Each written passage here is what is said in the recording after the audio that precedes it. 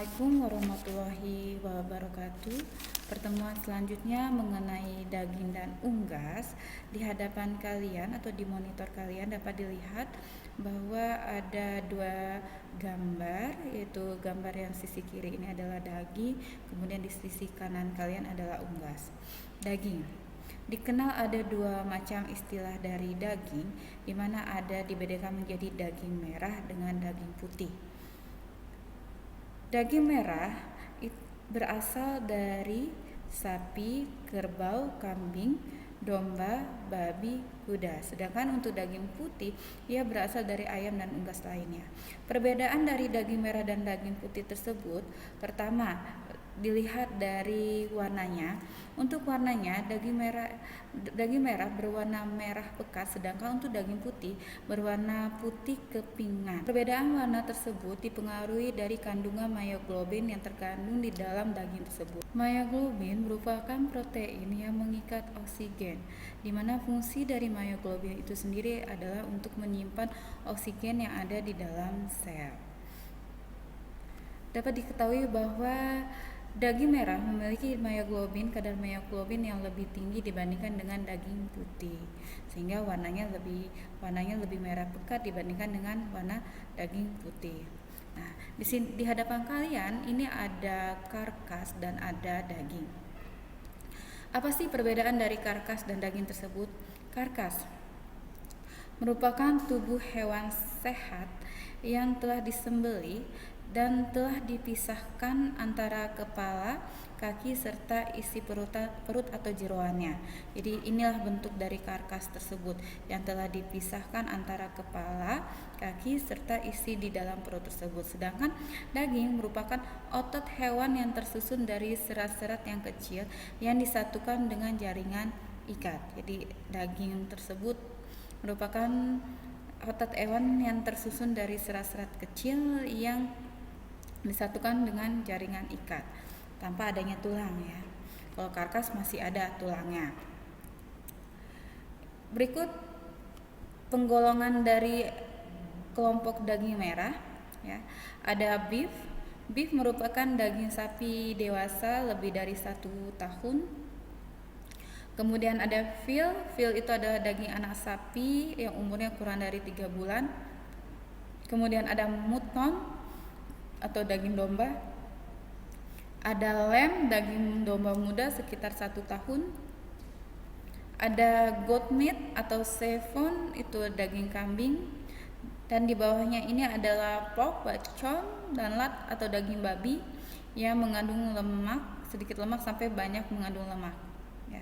Ini sangat berbeda tipe dari daging babi, daging sapi, dan daging kambing.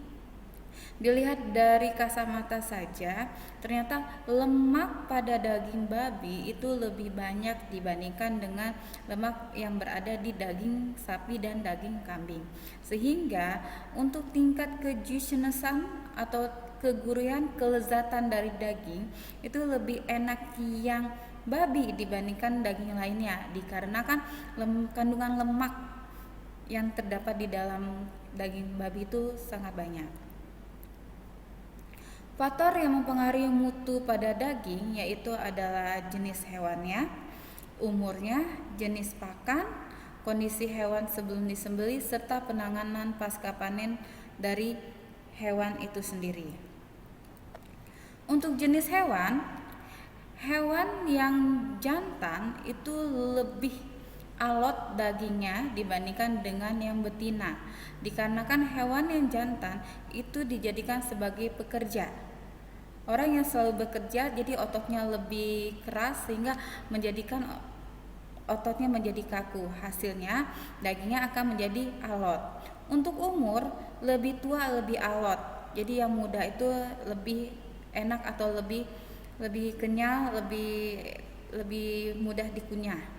Untuk jenis pakan juga sangat mempengaruhi, contohnya seperti daging sapi wagyu, di mana daging sapi wagyu itu sangat diperhatikan sekali pakannya, sehingga dihasilkan daging dengan tingkat juiciness yang sangat baik sekali.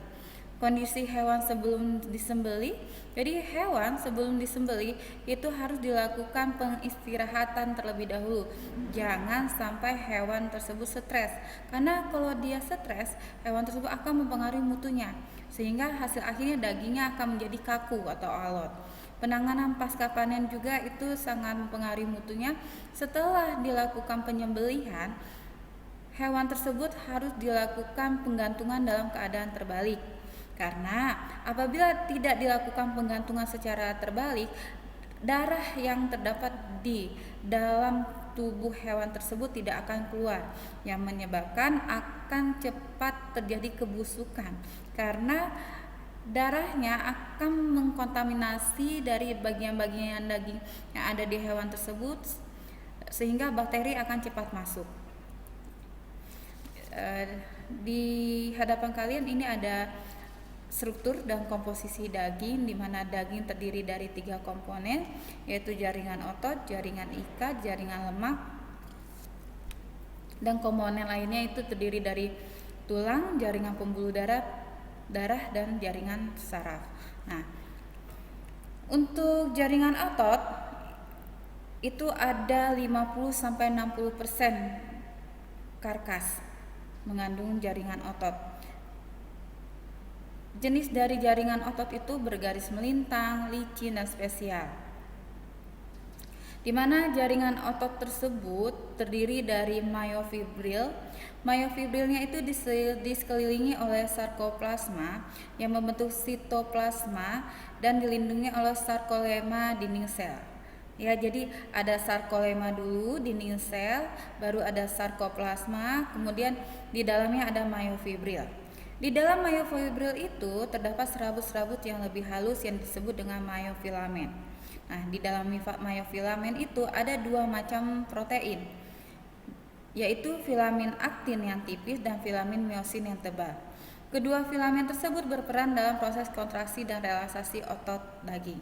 Jadi awalnya itu adanya sarkolema, dinding sel. Di dalam dinding sel tersebut ada sarkoplasmanya. Kemudian di dalam sarkoplasma itu ada myofibril, di mana myofibril tersebut terdiri dari serabut-serabut yang lebih halus yang disebut myofilamen. Di myofilamen itu terdapat 2 macam protein, yaitu filamen aktin dan filamen myosin. Nah, untuk jaringan ikat hanya ada 1-3% di karkas. Yang fungsi dari jaringan ikat itu untuk mengikat bagian-bagian daging serta mempertautkannya ke tulang, yang terdiri dari serabut kolagen, serabut elastin, dan serabut retikulin. Untuk serabut kolagen itu merupakan jaringan ikat yang menghubungkan daging dan tulang, serabut kolagen.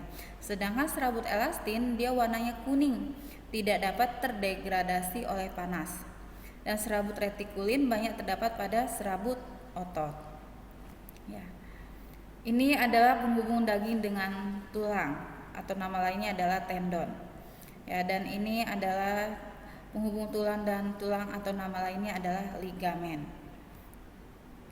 Kemudian ada jaringan lemak.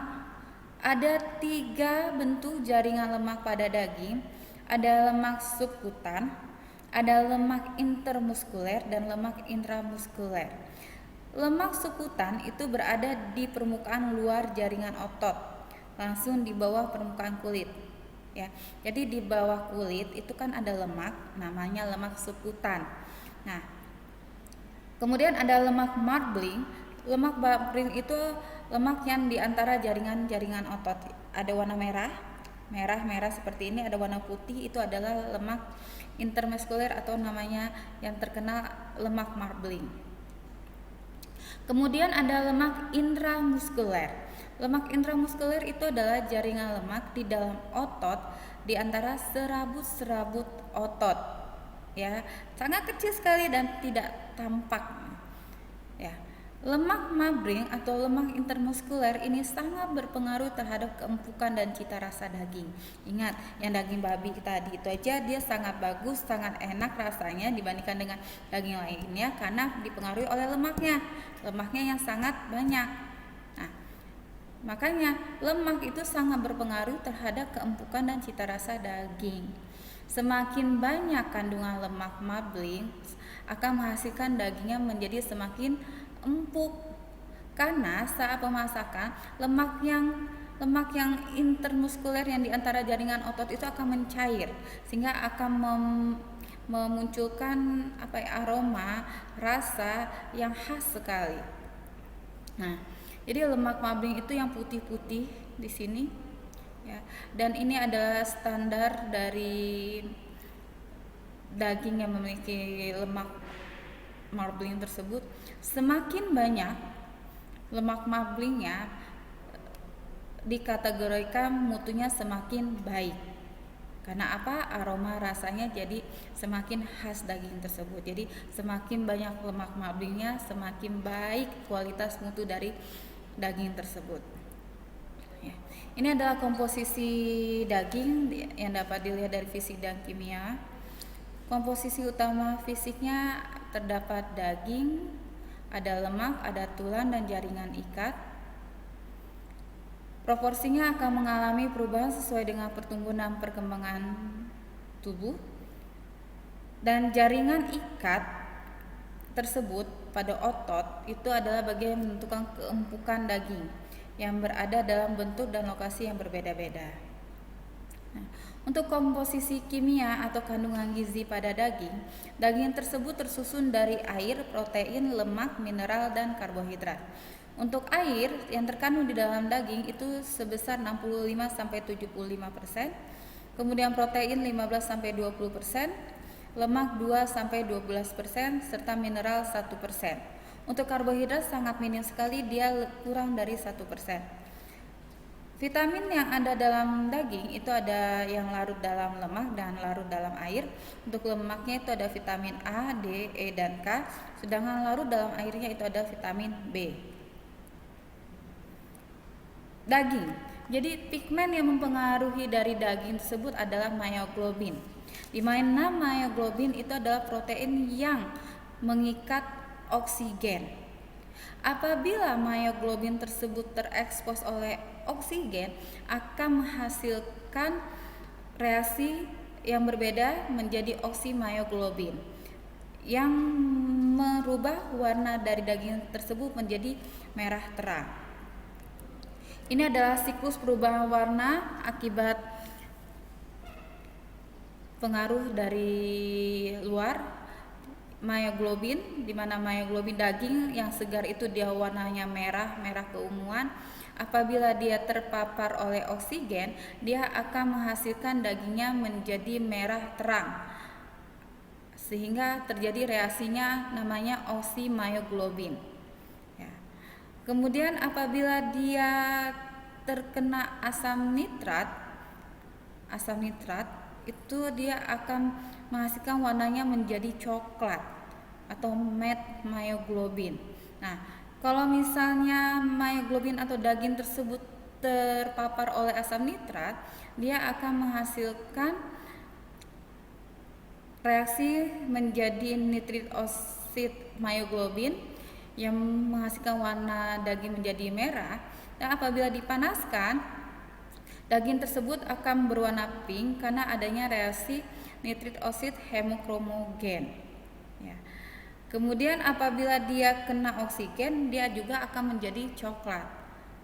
Ya. Lama-kelamaan, ya, setelah terpapar oleh oksigen dengan asam nitrat atau garam-garam lainnya, itu apabila dia terpapar oleh oksigen lagi, dia terpapar oleh bahaya kimia, bakteri, cahaya, dia akan berubah daging tersebut menjadi hijau, kuning, dan kepucatan akibat adanya reaksi oxidase porfirin. Ya, inilah perubahan warna dari daging tersebut, warna segarnya seperti ini. Kemudian akibat dari panas dia menjadi nitrosomoglobin, dan akhirnya dia akan teroksidasi, terpapar oleh bakteri menjadi porfirin teroksidasi, ya, menjadi kuning, hijau, menjadi kepucatan seperti ini. Kalau sudah seperti ini, kalau sudah warnanya seperti ini, tidak boleh untuk dikonsumsi lagi.